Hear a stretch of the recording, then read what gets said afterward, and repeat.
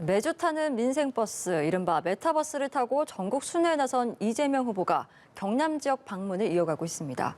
이런 가운데 윤석열 선거대책위원회 윤곽도 조금씩 드러나고 있는데요. 각 당 대선 후보들의 움직임 오늘 두 분과 함께 짚어보도록 하겠습니다. 한상희 가천대 교수, 정태근 시민을 위한 정책연구원 원장 모셨습니다. 두 분 어서 오시죠. 네, 안녕하세요. 예, 반갑습니다. 자, 말씀드린 것처럼 이른바 민생버스를 타고 전국 순회에 나선 이재명 후보, 먼저 오늘 일정부터 좀 살펴보겠습니다. 오늘 거제 대우조선소를 방문했고 뒤이어서 경남 사천에 있는 한국항공우주산업연구원들과 간담회도 가졌습니다. 이제 거창 접십자병원으로 자리를 옮기게 될 텐데 첫 지역 일정이었던 부울경 지역 순회, 일단 어떻게 좀 평가하시는지 듣겠습니다. 첫 일정에도 8주간 전국을 돈다고 하죠. 예. 제가 듣기로는 원래 이재명 후보는 245개 시군구를 한번 다 돌아보겠다 그러는데 그거는 말이 안 되니까 일정상.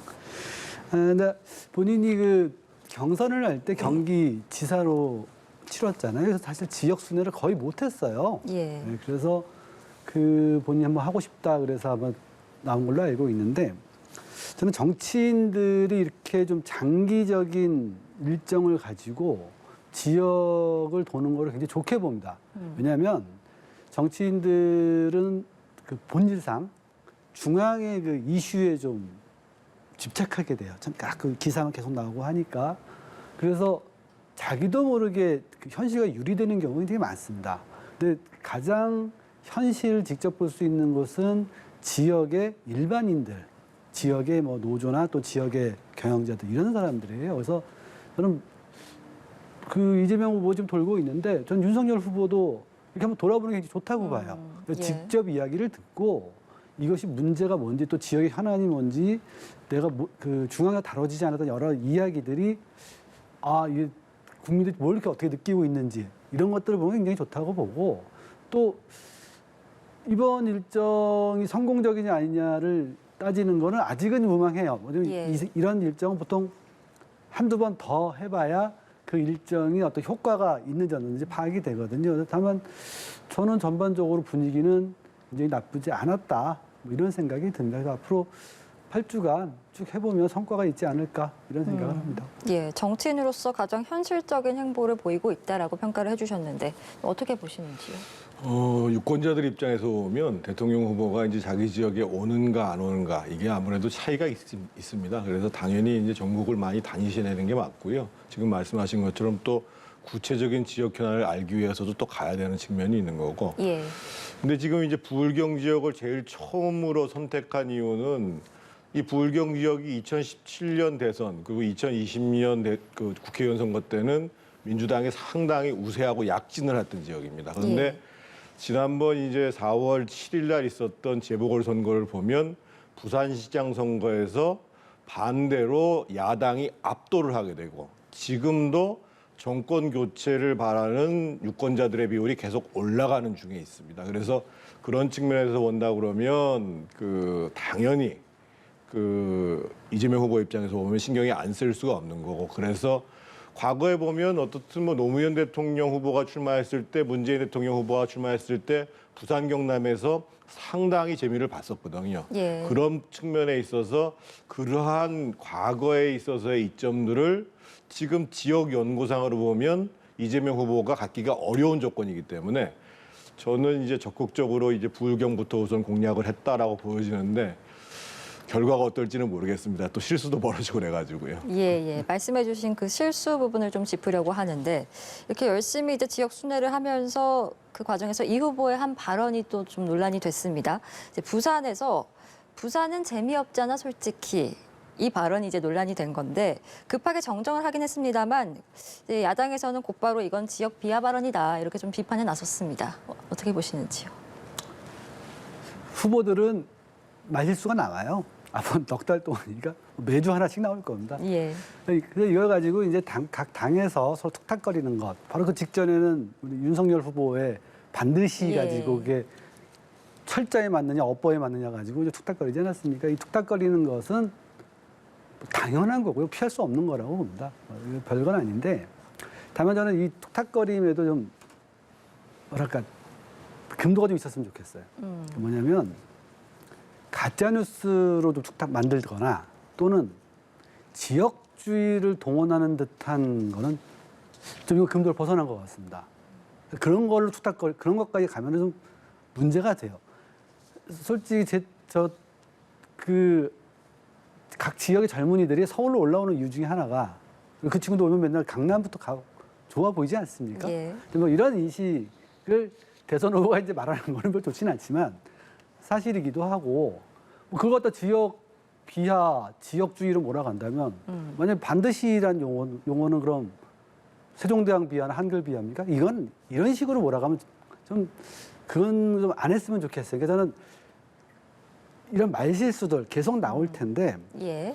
이런 툭탁거림까지는 좋아요. 하지만 나무 뭐 숲을 보지 않고 나무를 봐서 툭탁거린다. 뭐 그럴 수 있다. 정치니까. 하지만 없는 기생충을 벌레를 만들어서 그걸 가지고 공격을 전 이런 것들은 한국 정치나 이번 대선 전체에 도움이 된다고 생각하지는 않습니다. 저는 언론들이 이런 부분들을 좀 짚어줘야 한다고 생각을 해요. 언론이 정치 발전을 위해서도 자기 공적 책임이 있지 않겠습니까? 자꾸 이런 걸 기사화하니까 사람들이 더 하는 것 같아요. 그래서 이런 것들은 좀 단호하게 언론에서도 좀 찝어주고 하는 게 좀 필요하지 않나 이런 생각이 듭니다.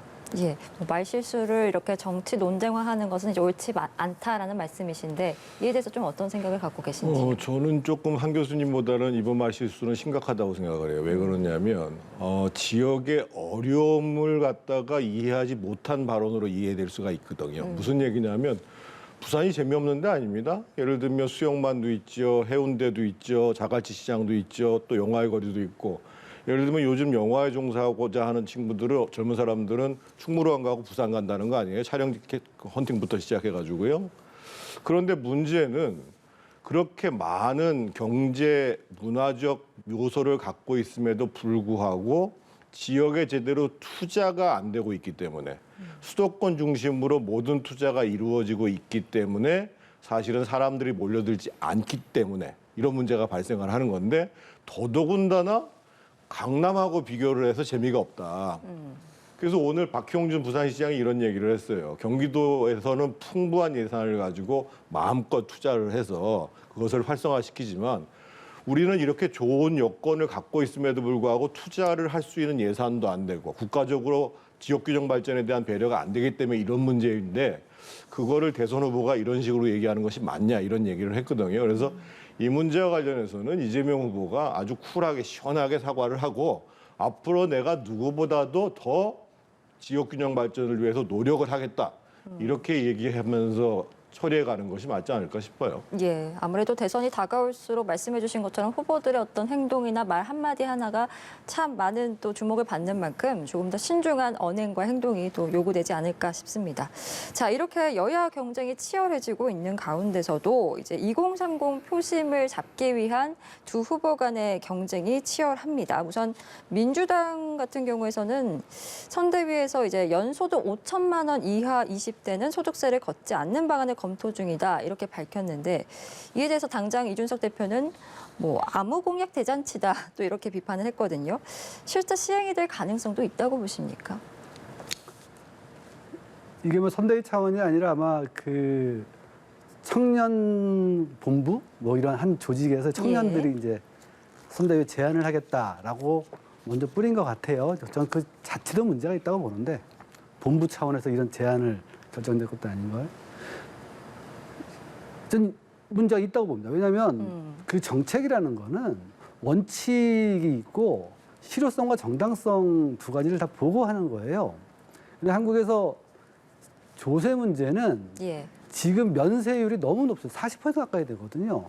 사실 모든 세금은 단돈 100원이라도 세금을 내고 이전 소득을 가난한 삶에서 늘리는 게 그것이 맞는 조세 정책이에요. 그런데 20대 청년들한테 무슨 특정 세금한테다가 세금을 면세를 해주겠다? 이건 면세를 높이겠다는 얘기거든요. 이건 별로 원칙에 맞지도 않고. 두 번째는 지금 청년들이 가장 큰 문제되는 게 일자리가 없어서 문제인데 지금 이 소득세 문제는 일자리가 있는 청년들의 얘기입니다. 어쨌든 간에 이러나 저러나. 그러면은 그분들의 세금을 감해준다면 일자리 구하는 분들과 박탈감은 더 강해지거든요. 예. 이 정책이 다양한 걸 좀 보면서 해야 되는데 저는 이게 그래서 나온 걸 보고 선대위에서 이걸 추진한다는 건가 보니까 청년본부에서 제안을 하겠다라고 나온 거예요. 그러니까 이런 제안을 갖다 할 때 여러 가지 문제가 있기 때문에, 그러니까 고려해야 될 점이 있기 때문에 이렇게 청년본부 이런 데서 툭 외부에 노출하고 예. 이런 것이 지금 민주당이 좀 문제라고 봐요. 제대로 조율도 안 되고 예. 결정한 거를 자기가 무슨 뭔가 좀 해보려고 이렇게 한 거거든요. 이번에 지금 문제가 된 거 아닙니까? 저는 이런 조세 정책은 채택될 가능성이 없어요. 예. 채택돼서도 안 되고 예. 이런 것이 바로 민주당의 문제다. 지금 민주당의 3대의 문제가 아닌가. 민주당 청년들의 문제, 민주당 쪽 청년들의 문제가 아닌가 싶습니다. 역시 같은 우리 의견이신데요. 한상익 교수님이 잘 말씀해 주셨는데 예. 우리 그 이준석 대표가 이제 아무 공약 대잔치라고 얘기하는 이유는 뭐냐면 그러면 29살까지는 세금을 안 내다가 예. 그럼 딱 30살이 되면 이제 세금을 낸단 말이에요. 그게 무슨 기준이냐 이거죠. 근데 그거 이전에 조금 전에 우리 한 교수님이 말씀하신 게 중요한 내용인데 지금 직장인 중에서 2019년 통계로 보면은 세금을 내지 않는 면세점에 있는 그 지금 세액공제제도로 바뀌기 때문에 직장인들이 대략 36.8%입니다. 이게 많을 때는 42%까지 갔다가 조금 떨어진 거거든요. 근데 그러면 이제 세 사람 중에 한 사람이 세금을 지금 안 내고 있다는 문제가 되고 예. 그리고 이제 5천만 원 정도면 우리가 소득을 쭉 위에서부터 쭉 내리잖아요. 그러면 중위소득보다 높게 됩니다.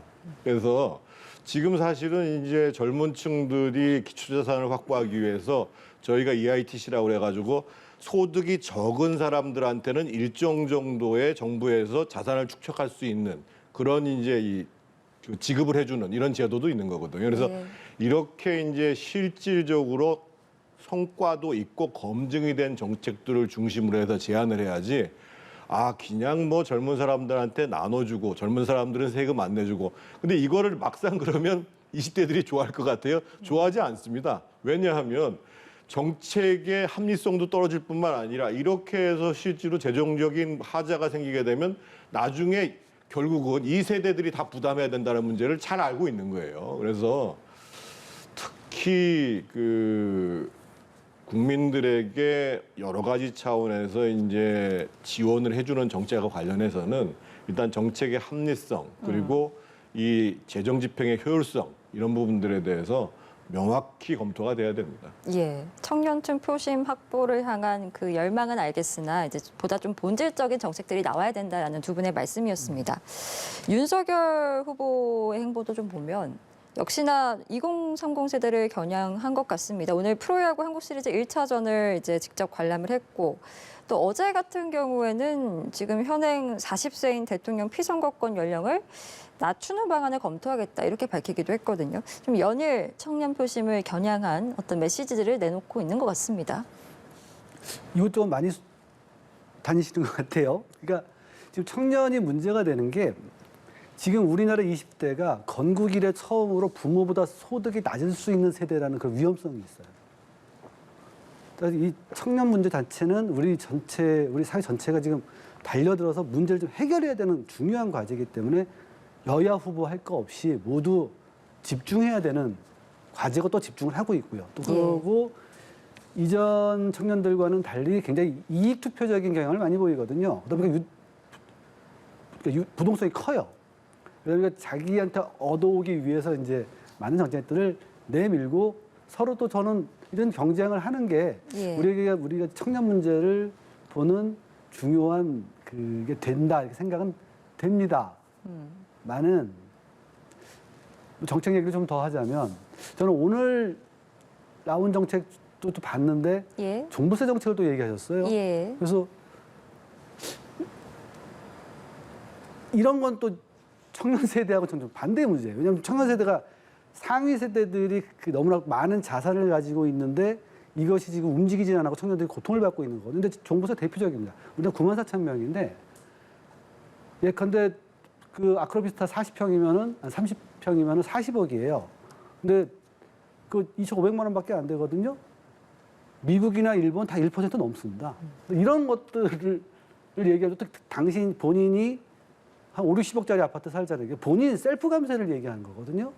그래서 청년층 정책을 접근을 할 땐 단순히 뭐 이렇게 보여주기라든가 방금 민주당 쪽의 그 청년세 감세처럼 뭘 주겠다. 지금 윤석열 후보처럼 뭐 야구장이나 같이 가고 하겠다. 이런 것도 좋지만 전체적인 그 청년들의 문제가 뭔지, 왜 이런 문제가 벌어졌는지에 대해서 좀 면밀한 검토를 하고 전체 공약을 정합성을 맞추는 게 좀 필요해요. 예. 그런 부분들을 좀 윤석열 후보는 고민해야 되지 않을까 하는 생각이 좀 들었습니다. 이재명 후보도 그렇고 지금 윤석열 후보도 아무래도 본인의 상대적으로 가장 지지세가 약한 층이 이제 2030이다 보니까 이런 여러 가지 정책들도 내놓고 행보를 보이고 있는데 좀 이에 대해서는 어떻게 보시는지요?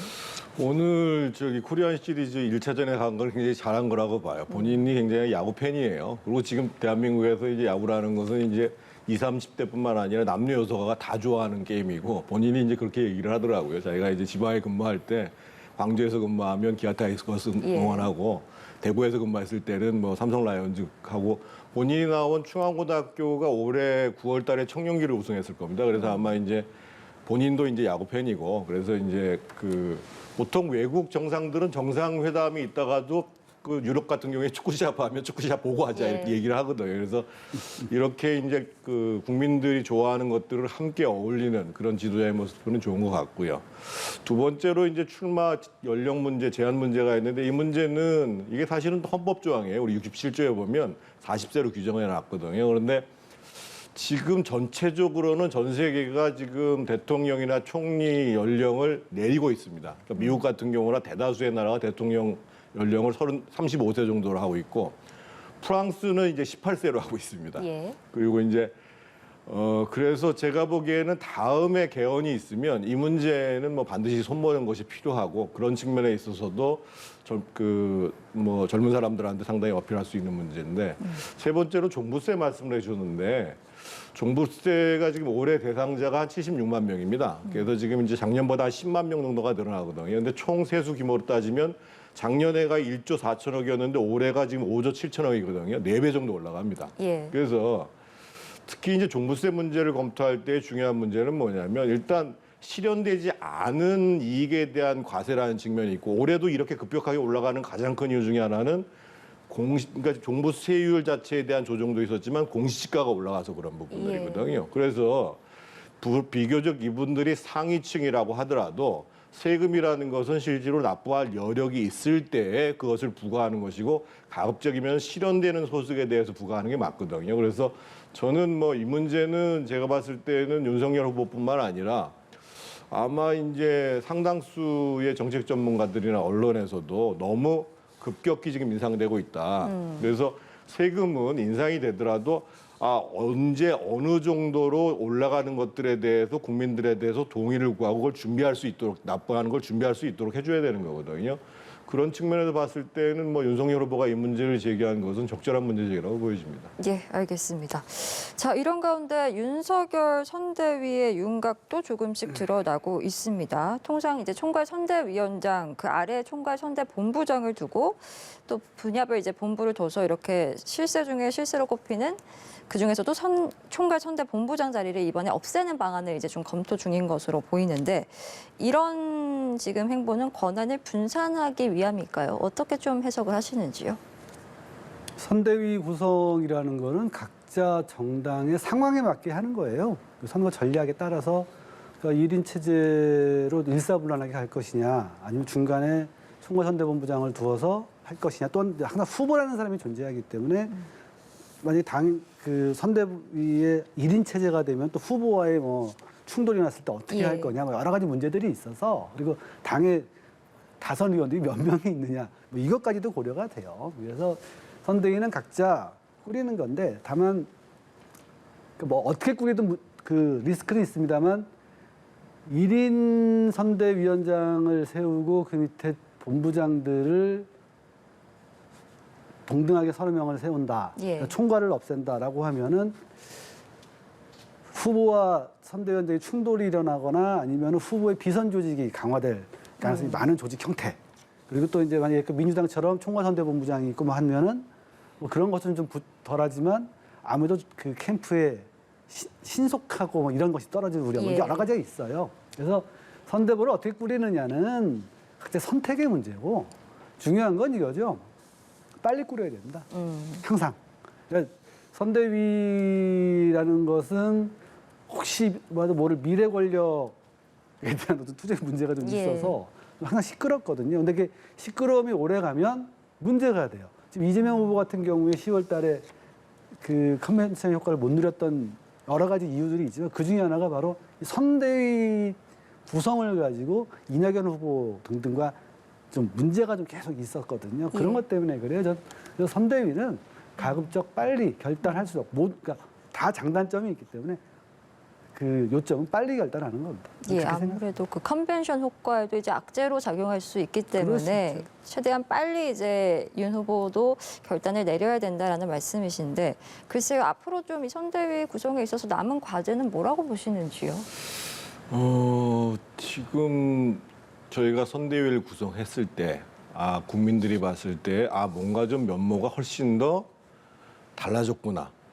또 한 가지는 이제까지는 국민의힘 그 당원들이나 국민의힘을 지지하시는 분들을 상대로 해서 경선이 진행됐지만 지금 정권 교체를 바라는 국민의힘에 속하지 않거나 국민의힘을 지지하지 않음에도 불구하고 바깥에 있는 지지 세력들, 그게 지금 정권 교체를 바라는 그 퍼센테이지가 대략 한 50% 중반대가 되는 거 아니겠어요? 예. 그것을 겨냥해서 어떻게 할 것인가. 그리고 세 번째로는 실제로 이제 그간에 뭐 윤석열 캠프가 고생을 많이 해왔습니다만 캠프 내에서 예를 들면 후보의 뭐 여러 가지 실수라든지 캠프가 제대로 대응하지 못한 문제, 이런 문제들을 어떻게 잘 대응할 것이냐, 이런 문제가 있는데 일단 언론에 지금 나와 있는 것처럼 뭐 굉장히 선대위 구성과 관련해 가지고 갈등이 많은 것 같지는 않은 것 같고요. 예. 두 번째로 이제 구성 시기와 관련해서 당초부터 이준석 대표하고 그 윤석열 후보하고 만났을 때 대략 11월 20일 다음 주말입니다. 다음 주말 정도에 그 구성하는 것. 그리고 이제 김종인 전 비대위원장도 그런 생각을 갖고 있었던 상황이고 지금 이제 오늘 보도된 내용들은 저도 사실은 언론을 통해서만 보도가 됐는데 지금 이제 총괄선대본부장을 안 둔다 예. 이런 얘기를 지금 오늘 보도가 됐는데 일단은 큰 가닥으로 보면 비서실장으로 권성동 의원이 임명된 다음에 지금 총괄선대위원장으로는 그 김종인 전 비대위원장이 유력해지는 것 같고 예. 그러면서 이제 실질적으로 각 부서 예를 들면 뭐 전략기획본부라는 게 있을 거고 뭐 메시지 홍보를 총괄하는 본부가 있을 것이고 뭐 공보팀도 있고 뭐 이런 게 핵심적인 이런 부분들이 상황실도 있을 거고 있지 않겠어요. 그래서 아마 이제 보다 더 실질적으로 역할을 좀 제대로 할 수 있도록 좀 고민이 돼야 되는 것이 아니냐 뭐 이런 차원인 것 같고 저는 개인적으로 그럼에도 불구하고 이 총괄본부장은 어떻든 실무를 총괄하시는 분이거든요. 예. 그래서 그런 총괄본부장은 있어야 되는 거 아니냐. 그래서 뭐 지금 일각에는 뭐 임태희 의원, 그 권영세 의원 또 심지어는 이제 그 원희룡 전 후보 같은 경우에도 이제 거론되고 이런 상황인데 그래서 저는 뭐 그 총괄선대위원장이 결정이 되고 나면 후보하고 상의를 해서 총괄선대본부장은 있어야 되는 게 아닌가 이런 생각을 갖습니다. 예. 한편 그 김병준 전 비대위원장의 합류 여부도 관심사더라고요. 뭐 원톱이 좀 일각에선 유력한 이 김종인 전 위원장에게 집중되는 어떤 권력을 좀 분산하기 위한 대안이 아니냐 뭐 이런 시각도 있던데 향후 이 김병준 전 비대위원장의 역할론 좀 어떻게 보시는지요? 저도 오늘 우리 말씀 뉴스를 봤는데 예. 상당히 좀 뜬금이 없다라는 생각이 들었어요. 왜냐하면 김병준 전 비대위원장이죠. 전 비대위원장이 어떤 선거를 지휘하거나 뭐 이런 데 영향을 보였던 분도 아니고 예. 뭐 본인 뭐 정책 역량이 있으시겠죠. 정책 역량이 있으신데 그렇다고 그 정책 역량을 그 굉장히 그 내보이셨던 분도 지난 한 10년간 분도 아니고 그리고 또 지난 몇 년간은 사실 정치에서 별로 이렇게 얘기됐던 분이 아니에요. 갑자기 튀어나오셔서 이분이 왜 그럴까라고 이제 쭉 기사를 보는데 제 느낌은 김종인 위원장의 대한 반발이 아닐까라는 생각을 해봐요. 뭐냐면 예. 지금 이제 김종인 위원장을 원톱으로 한다라는 부분에 대해서 막 그렇게 이제 몰려가고 있는 거 아니겠습니까? 몰려가고 있는데 그 윤석열 후보의 현재 캠프, 이제 경선했던 캠프 사람들은 사실 별로 그렇게 기분이 썩 좋지는 않을 거예요. 왜냐면 다 갈아야 된다, 파리 때다, 뭐 이런 얘기를 들어가면서 별로 기분이 좋지 않거든요. 하지만 또 본인들이 나서서 뭔가 김종인 위원장을 견제할 만한 사람을 내세우기 되기는 굉장히 어렵고, 그래서 사실 그 김병준 전 비대위원장은 그렇게 의견이 강한 사람이 아닙니다. 예. 사람들 이야기를 좀 잘 듣는다고 해야 되나요? 그리고 좀 권력 욕은 좀 있으시고, 그러니까 그런 욕심 좀 있으시고, 그래서 그쪽 캠프에서 김종인 위원장을 견제하기 위한 카드로 어느 정도 레벨이 있는 전 비대위원장을 한 김병준 전 비대위원장 얘기를 하는 것이 아닌가. 따라서 향후 역할이 어떻게 될 것이냐. 전 전적으로 김종인 위원장이 어떻게 되느냐에 따라서 저는 김병준 전 비대위원장님의 역할이나 위상이 또는 등장부터 역할, 위상이 모두 결정되지 않을까. 뭐 이렇게 조심스럽게 개인적으로 예상을 해봅니다. 예. 그 이제 아마 김종인 총괄위원장에 대한 견제 이런 거는 아닐 거고요. 그러니까 연배상으로 보면 지금 이제 김종인 위원장님이 1940년생이시고 김병준 전 그 위원장님이 이제 비대위원장님이 1954년생이거든요. 한 15년 전 차이가 납니다. 근데 김병준 위원장님은 이런 강점이 있죠. 노무현 정부 시절에 정책실장도 했고 부총리를 지낸 분이고 지금 이제 얼마 전에도 윤석열 후보가 호남 행보를 하면서 지금 민주당이나 이재명 후보를 지지하지 않는 분들, 예를 들면 대표적으로 이제 뭐 박주선 전 의원이라든지 이런 분들을 영입을 하잖아요. 그래서 지금 예를 들면 뭐 국민통합위원회 이런 형식으로 해서 아까 제가 말씀드렸던 것처럼 국민의힘을 지지하지는 않지만 정권교체 대열에 합류를 해야 되겠다고 하는 분들, 이런 분들을 뭔가 통합을 하고, 그리고 상대적으로 김병준 전 비대위원장 같은 경우에는 정책적으로 보면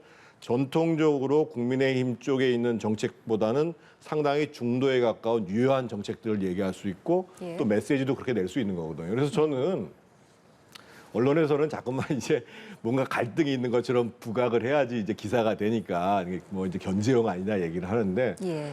지금 윤석열 캠프에 있어서는 정권 교체에 도움이 될 수 있다라고 생각하면 그 부분들을 가장 더 효과적으로 그리고 가장 좋은 모양새로 진경준 김병준 위원장뿐만 아니라 지금 그 문재인 정부와 이재명 후보를 날카롭게 비판하고 있는 예를 들면 뭐 진중권 교수라든지 뭐 권경혜 변호사라든지 여러 가지 여러분들이 김병렬 뭐 회계사 여러분들 많이 있잖아요. 네. 금태섭 의원도. 그래서 이제는 본선에서 정권 교체를 바라는 모든 세력들을 연대하고 그 힘들이 제대로 발휘될 수 있도록 효과적으로 역할을 부여하고 이런 부분들로 좀 집중을 해서 하는 것이고 그런 부분에 대해서는 사실은 오히려 더 김종인 위원장님이 더 적극적이신 분이기 때문에 예. 제가 봤을 때는 뭐 큰 갈등의 문제 이렇게 볼 이유는 없을 것 같습니다. 예, 알겠습니다. 오늘 저희 두 분과 함께 정치권 소식들 짚어봤습니다. 한상희 가천대 교수 그리고 정태근 시민을 위한 정책연구원 원장 고생해 주셨습니다. 오늘 말씀 고맙습니다. 감사합니다.